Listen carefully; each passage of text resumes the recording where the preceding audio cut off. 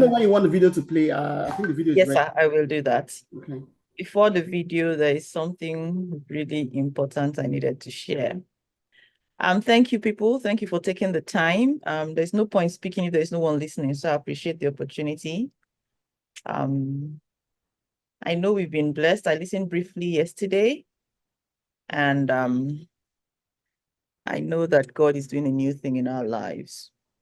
I'm going to share 2 quick points. Okay, I think I need to be made a co-host so I can share my screen. Okay. And I just want to focus on something I talked about yesterday. Talk on it briefly. Then I'll also elaborate on one point the speakers made on both the second and the both other 2 speakers made. And then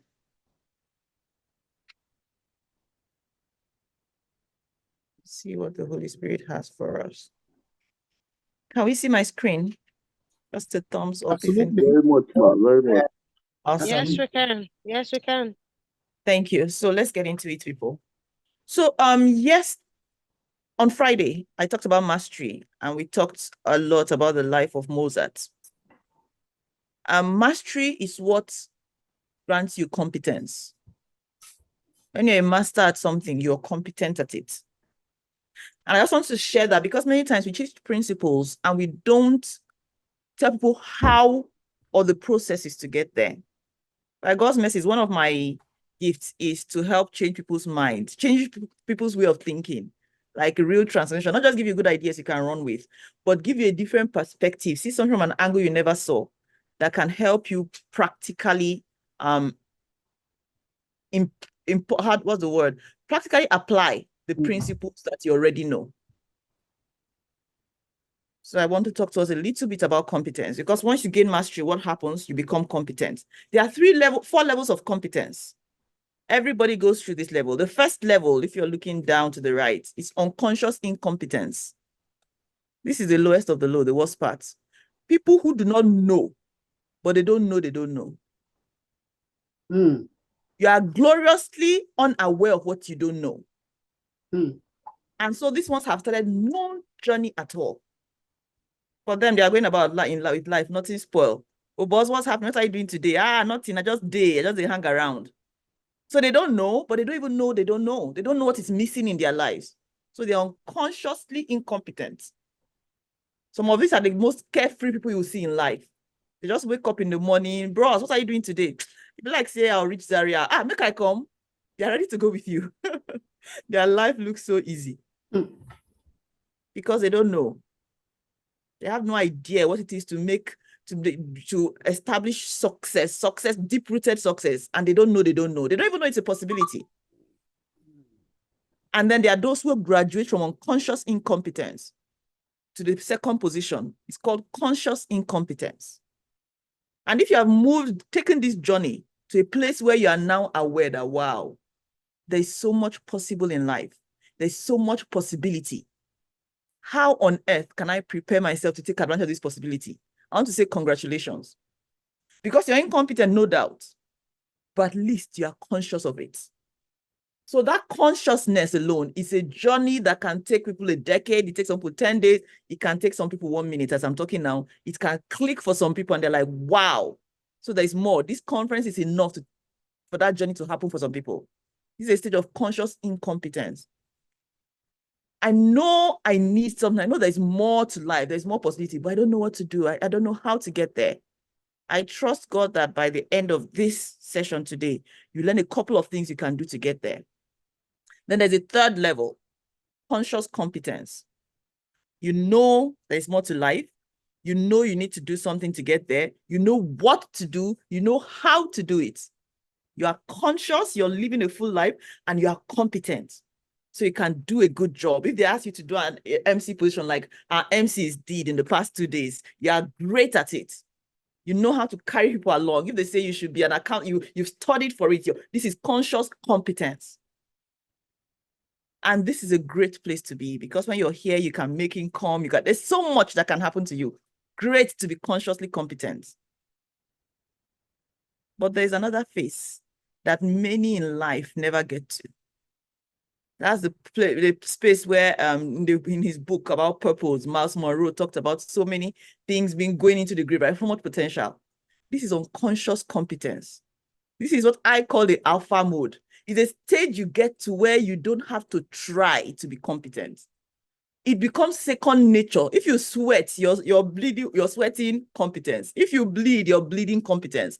It's a stage where you get to where you cannot tolerate, you cannot but deliver at every point. If you're consciously competent, you know you try, you prepare for things. Or people, there's a greater place. I believe deep-rooted success happens when you get to the level of unconscious competence. You cannot help it. You are a competent mother, a competent spouse, a competent sister, a competent sibling. You are just competent at everything you do. My prayer for you and I is that we will live at this level, because then everything you do will appear easy, not because it's easy, but because by the law of mastery, you've done it maybe 10,000 times, right? But you get to a level where you're unconsciously competent. This is a deep thing that I cannot speak about a lot about today, but you can get there. And when you get there, you recognize it. Let competence become a lifestyle. Let your own success take deep roots. Then another thing I want to also focus on, one of the things I'm most passionate about in life is youth, young people. When you have age, you have days behind you. I am almost envious of you. I try not to be, but the truth is, when I see the energy of the youth, when I see, you know, the energy with which youth do things, I can't help but be like, wow. And I'm not regretting, because my youth was pretty fulfilling. You can ask Felix. We did our best. We put in our efforts. When others were in college, in the university, messing up, running and looking for girlfriend and boyfriend, we were fulfilling purpose. We were impacting lives. We're taking on responsibilities that some pastors in churches cannot take on today. But youth, young people, one of our greatest challenges is distraction. The speaker from Friday also spoke about it. Pastor Chichi spoke about yesterday. But like I said, many times people say things, but in practical terms, how do I make this thing a part of my life? How does it become me such that I'm no longer struggling with distraction? This is a formula I found. It's a formula that has worked seriously for me, and I would like to share with us today. Am I on a slideshow? So Felix, can you tell me, or am I just showing the whole slide? I'm trying to make sure I'm doing a slideshow, not just, so you can see my page well. It's called circle of concern versus circle of control. Circle of concern versus circle of control.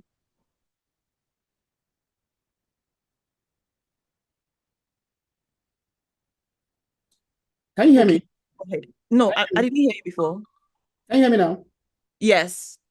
Okay, so just click on slideshow, then take Are we there? click on slideshow. I can see the menus. Click on slideshow. Can you see slideshow? Yes. Yes. Then come to The slide I want to show. slider. Yes. Click slideshow. I think they're supposed to be from beginning and from or Clicking come on down. slideshow. Normally, once I click on slideshow, it shows. I don't know what I've done wrong this time. Anyway, I do not want to. I think you guys will be fine watching it like this. No, we're okay. We're fine. Just go ahead. You can see it's good. I want to talk about one thing that can make distraction a thing of the past. Okay? As human beings, we are all one of two things. You're in a place of either where you're a reactive person or you're a proactive person. Reactive will react to things. Proactive already ahead. A reactive person is a distracted person, an easily distracted person. You know why? Because their circle of concern, the things that concern them are so many that their energy is divided, their life force is divided, their focus is divided, their hunger is divided, everything they do is so divided. They are concerned about the sex lives of celebrities and politicians. So they must read Vogue or whatever, everything where the stories are happening. They must scroll around on Instagram every day to see what is happening in other people's lives that adds no value to them. They want to know everything about the economy. I'm not talking about economists, so Felix, forgive me. If you're an economist, it is important to know about the economy. But they want to know everything happening on the news. They must watch CNN or AIT 12 hours a day. political view of others. They are arguing, oh, Donald Trump is good, Donald Trump is bad. They want to know about natural disasters. Oh my God, what do we do? They will hear about it, they will lament. I think they can control. Can you control it? They're taking news of wars, Ukraine, Russia, and they know every detail of these things. They're not newscasters, they're not journalists too, about the weather, what other people think of them. The point is, everything is important to such people. They are concerned about everything. As a result, what happens? The things they can control become so little because you have expended your life force, your energy on the things that you cannot control, things you cannot change, things you can do nothing about. So they can barely control even where they live. They can barely, because I mean, how can you control where you live when you don't even have the resources? Because to control where you live, you must have enough money, right? So most likely they live where they can afford.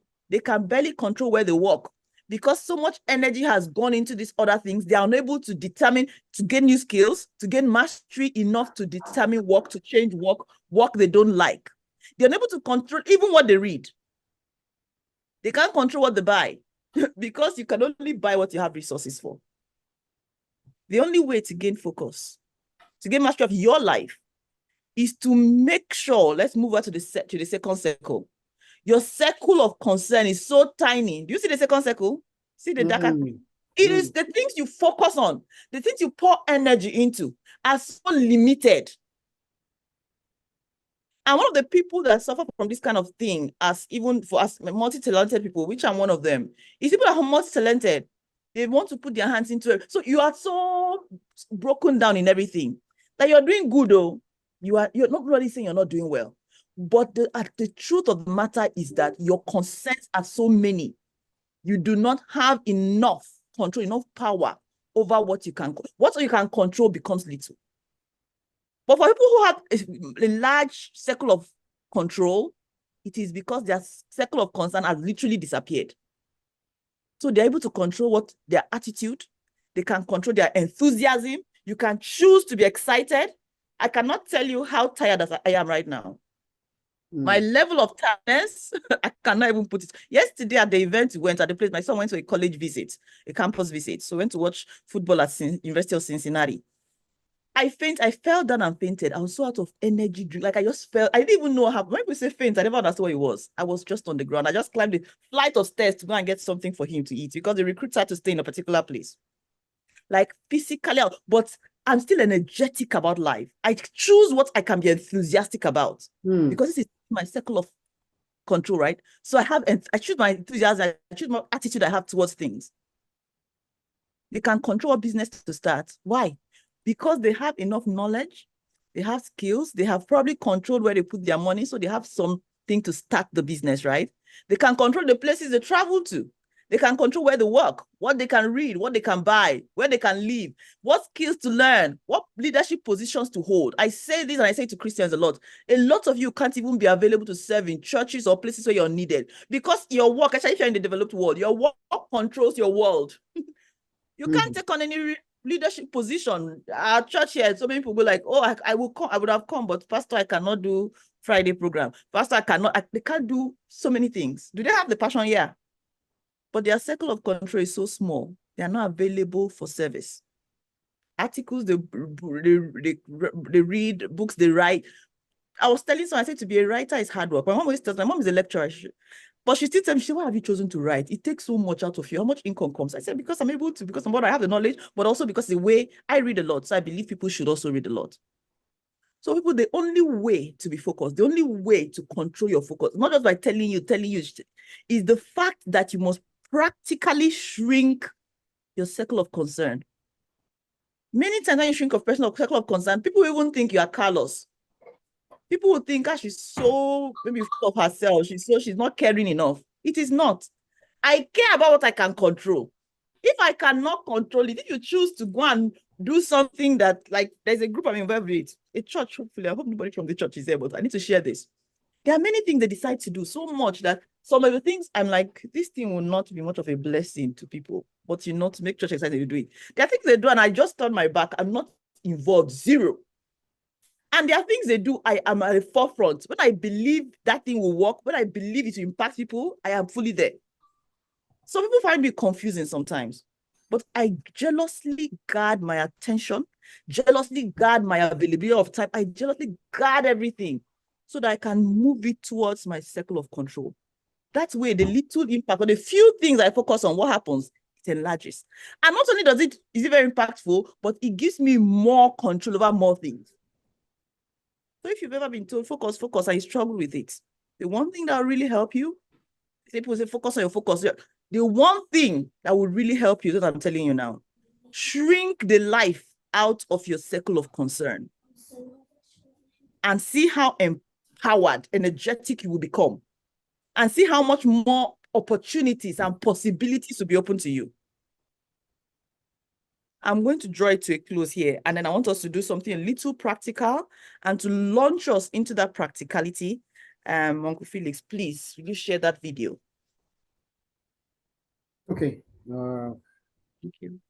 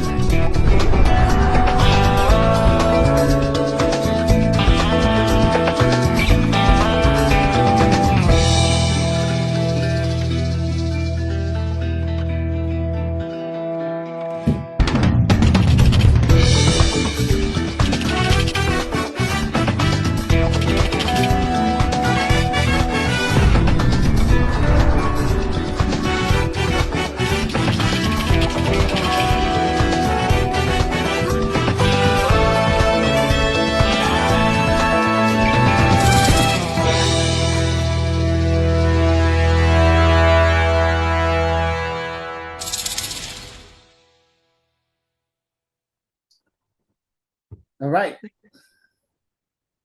So I want this session to be a bit interactive. So it's a good thing we are not too many today. So hopefully we can't talk too much over ourselves. This is a video I've used in my teachings for almost 16 years.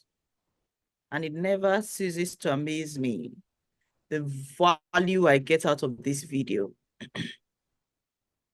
So while we think of what we saw, I know it was a long one, so many things came up, but while you think of what we saw, I want a couple of people to share something with me that they learned from this video. And because we can't cover everything, I'm going to start the conversation.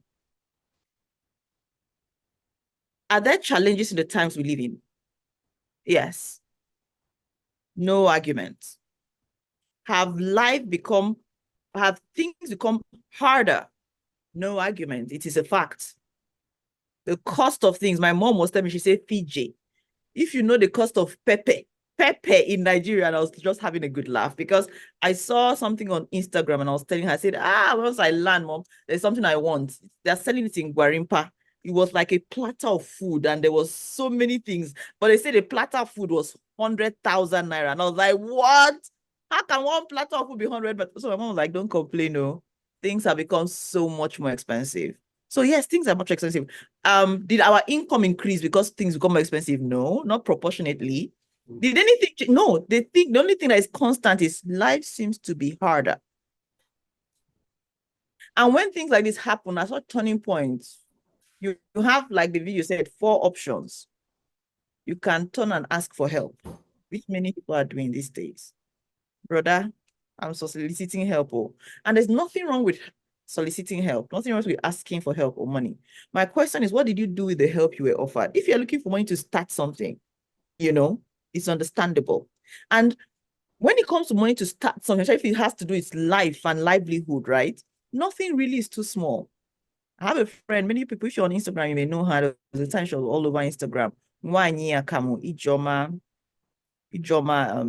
is her name. She started a pap business decades ago because I remember that my son was a little baby who didn't want to eat anything. And I used to use her pap to feed him because he never wanted anything else to eat. She started with 200 naira in her kitchen. She got to a point where today she exports to England, Europe, the US. So at times challenging, yes. As challenging as they are, what options do we have? This video showed us what? 4 options. You can hope somebody helps you. You can expect the government, Tinubu, do more, do something to help you. And it is their responsibility. I'm not excusing the government. But you know that we'll be waiting a long time if we wait for government support alone. Any government, even the US, okay? You could get a job. The issue is that these first 3 things are not exactly within your power. You hope for help, yeah? You hope the government has sense, which many times they don't, to do something for the people. You could get a job, which many times you may not get when you want it. It may not fit your... There's so many things about jobs. You may do a great interview, but there's somebody more qualified. Okay, but there's a 4th thing you can do. You can start something for yourself. And the beauty of today's world is that there's so many opportunities out there. I spoke at a place, a women's conference on Saturday, and I told them, I said, any economy that is massively challenged is an economy that will be massively opportunistic, where there'll be so many opportunities. History tells us that the greatest times of depression have been the greatest times of business boom. Case in point, COVID. There's what they call COVID billionaires here in the US. The billionaires became more billions. Their billions increased more than any time in history. Amazon literally exploded in COVID. Zoom too. Zoom became Zoom.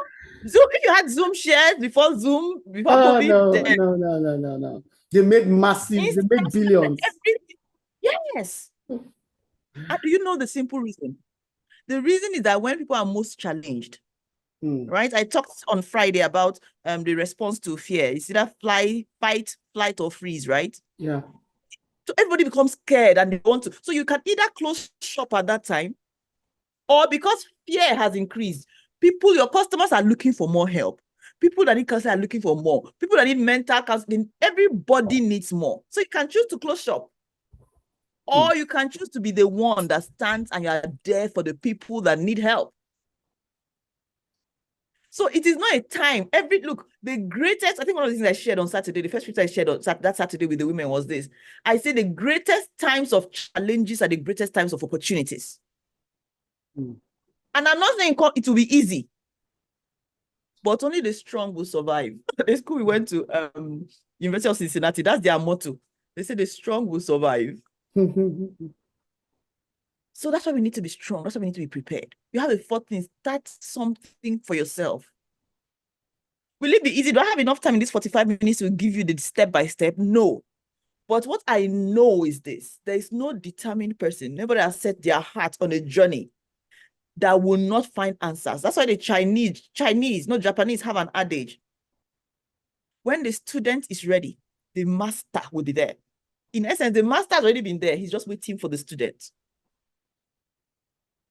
So can you allow these challenges, this suffer-head period, this challenging time we are in to push you to find your own master? Some people find their master in a book.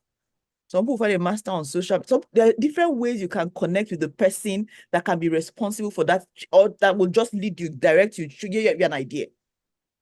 But please do not join the bandwagon of people that think this time is the time to fight, to fly away, that's run away or freeze. If at all, back, because there are so many possibilities. You can ask any business person, it's not easy. For some people, the business you will start or do is just something to fill in the gap till you get a job. For some people, it will grow bigger than they had ever imagined. But I tell you, the times of uncertainties like we are right now, this uncertainty is not in Africa, it's not in Nigeria, it's also here, it's in Europe. The times of uncertainty are the greatest times, the times of the greatest opportunities. You just need to find your own opportunity. You just need to find your own opportunity. If there's any time to read, if there's any time to zero down and reduce your circle of concern and use every power, every ability you have to find solutions, let it be this time. Because you have only 4 options. Hope for help, harass the government for help, get a job, or start something for yourself. I want to use this evening to challenge the few of us online today. What will you start for yourself? Everything you've heard since Friday, what will you do about it? When will you stop being a canter? When will you stop being a doubter and become a doer? Because you have it in you. You have everything you need for life and godliness. The Bible says we already have. And like I told us, there's so much involved in this video. I want to just share the full video so that you sit down with it yourself and be like, what can I do? What did I pick from it? What part spoke to you? What will I do? Because I tell you, 100% of us, some of you have better helpers. I have uncles that are millionaires. I have a few millionaire uncles, but God knows the last time they helped me when I was a teenager. In fact, I feel guilty now. There's one of my uncles that the wife is mad at me. She's like, you don't come around, you don't relate. I'm like, Mama, you guys have been there for me when I was younger. Will it come back? It's Paul and Enche. When I was in school, my dad died, they used to give me monthly stipends. The month I graduated was the last time I got called for the wife. So the wife said, Fijeh, what happened? We don't see you anymore for stipend. I'm like, I was in church. She said, no, you don't come on our accepted date anymore. I'm like, no, I have graduated. She said, but you've not gotten the job. You've not said. I said, no, there are other students that should fill in that place. But people are lucky enough that they have millionaire uncles that can help them. But those of us that know that we can, I don't have people, my relatives that want to have to help. And of course, I don't even want to be in a position of receiving all the time. If anything, the help they rendered me inspires me to want to do more for other people. So it's either you're hoping for help, government, job. The last option is us. I'm in a position where I always say to myself, the buck stops with me. Everybody else can disappoint, but that buck, it stops with me. When it comes to my table, I must find a solution. It's a principle I use at work. It's a principle I use in church. Anywhere I have a responsibility. Like, the buck stops with me. This is it. Yeah, what is it? We'll find a solution here. Whether it's a problem is personal, whatever it is. And I want to speak to particular people here. You're going through such a difficult time right now. In fact, the problems you have seem so mountainous that it's hard because sometimes problems can be massively distracting. Like the problem occupies your whole mental space. There's no time to think solutions, to think improvement. There's no time. I want to encourage you. You're not alone. You are not alone. There's a picture we've all seen, or a video, I don't know, where there's a guy walking on this. God is telling him, "Oh, I've always been with you." And he said, "Yeah," but then he sees steps whenever he was walking. There was a time where when things were good, he saw 4 footsteps. So him and Jesus said, "That was me beside you." There was a time when things got so difficult, he thought he would die, almost giving up. He saw only 2 footsteps. He said, "Jesus, how can you have left me at that time?" And Jesus said, "No, that was the time when things were so hard for you, I picked you up. And I was carrying you." There's a song we used to sing, "You do that means carry me, Lord." Whenever things tough for me, that's what I used to sing. I just cry and say, "Carry me, Lord." At this point, nobody, no husband, no mother, nobody, just carry me, Lord. And God wants me to tell you today that I am with you. When he says I'm with you always, he doesn't waste words. He's not man that you should lie or forget what he said. He's with you. Take strength. And when the night is darkest, I know it is cliche, but it is not. God does not waste words. I tell people all the time. He's not just someone that just throws words around just to fill in the gap. If he said it, he will fulfill it. When the night is darkest, when it looks like, as I'm saying this, I'm saying it to myself because I'm in a place of massive challenge. On Friday, my son in the football season, they play football, American football every Friday. This Friday, in the 3rd quarter, someone's helmet went into his shoulder. He was knocked out. Wow. Instantly, they got the ambulance. We went in the emergency room for 4 hours. Jesus, really? And I was in Nigeria. I was only here. I traveled the next morning. Ha! This is the greatest fear of every parent whose child plays football. And he is a safety. Safety, their job is to knock people out. So he has to be aggressive. I saw my son crying. It broke my heart to see him cry. He was in so much pain. He was not only crying for the pain, he was crying, "Is this how my season ends? Is that how I'm injured?" I said, "That's not what God told me about this season. That's not, the trip we were going to Cincinnati was a recruitment event. The school was offering him scholarship to come play for them. Wow. This is something that they don't just give you a scholarship worth of $500,000. They also pay you. And then nobody wants to touch an injured person. They're like, "Oh, this guy is because the game is high risk." I felt all alone in that emergency room. I wept. I only wept from the pain from my son. I wept because I was sitting there alone. My husband was all the way in Nigeria. He just finished a vigil because Dunamis had a program that night. I didn't want to wake him because I'm like, what will he do? He can do is pray. I'm like, let me let him get his rest. I was so alone. But as I was in that loneliness, I could feel the warmth of the Spirit tell me, "I'm here with you." I took strength. People from the verdict, the first doctors told us, "Oh, he must have broken his scapula," something called the name of the bone, blah, blah, blah. This, it would take maybe 11 to 12 weeks. Like, the report, in fact, the more he heard the report, the more he cried. Oh, my God. I left that emergency room by God's mercy. X-ray, everything came out. Nothing broken, nothing sprained. They say it was a blood loss.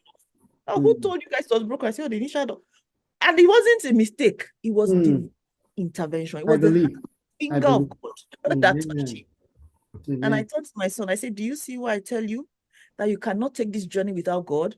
You cannot be too tired for church. If you go to church and sleep, you're going to church." And because he's permanently tired because of the kind of sport he plays, even off season because of the practice. You cannot do this without him.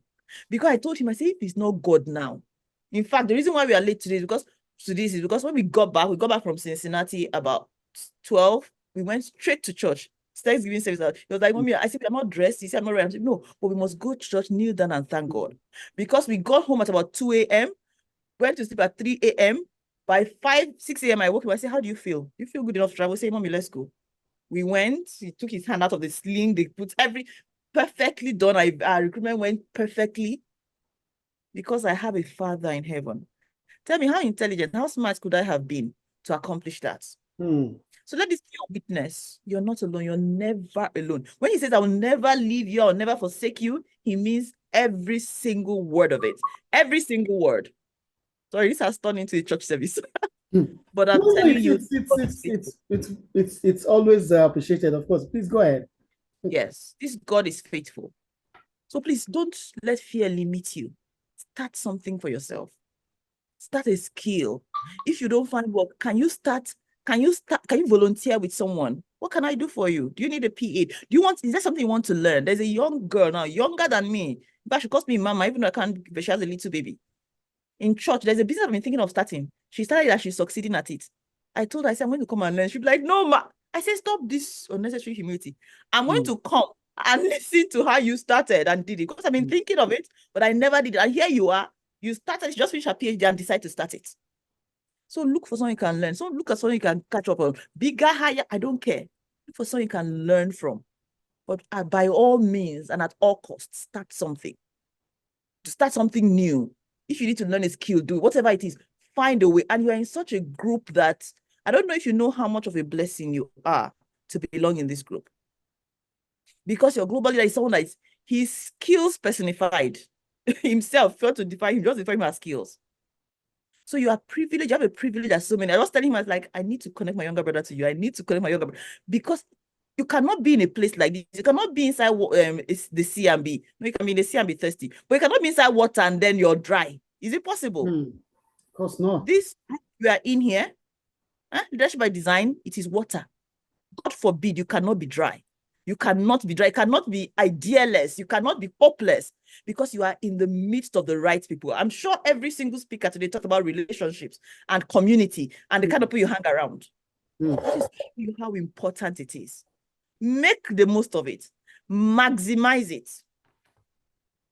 I think I will stop here. Thank you.